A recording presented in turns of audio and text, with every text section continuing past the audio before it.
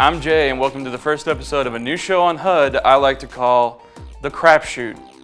In this sorry saga, we'll be talking about the eyesores known as crappy games, and I'll be taking them on as best as I can until I can't stand it anymore. Without further delay, let's get into one of my least favorite games, Escape Dead Island.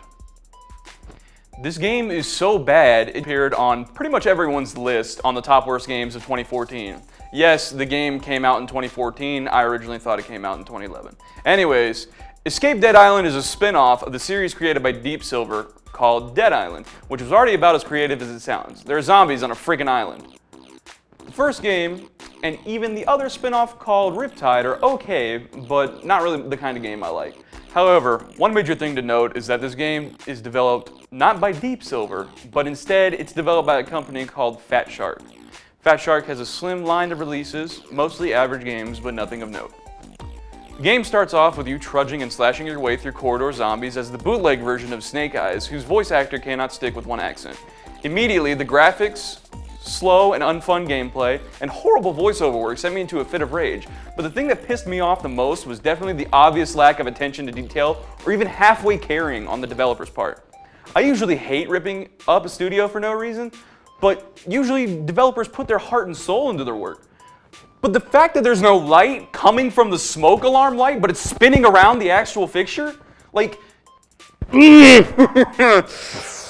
I could go on, but we're going to keep moving into crappier territory. Now we get the most dreadful main cast in anything I've ever seen, or in fact, heard, due to how god-awful the voiceovers are.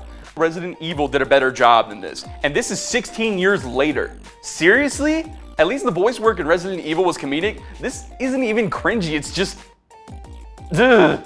Next, we are introduced to unlikable protag sporting the chiseled jerk-looking face, sassy news rag girl who's completely full of themselves, and the guy who's driving the ship whose fashion style is about as bland and unfathomable as his voice actor's motivations. They hit the shore, main jerk passes out for some reason, and then you wake up, find zombies, and try to find your way out of this game.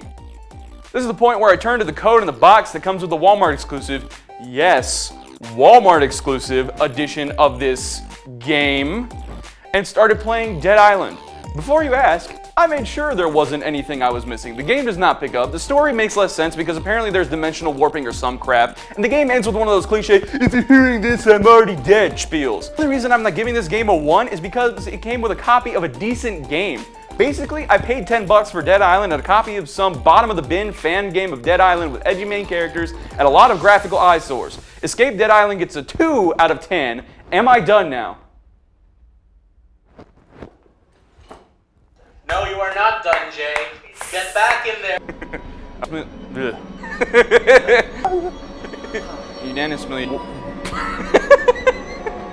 by Deep Silver. There's apparently around the is this game that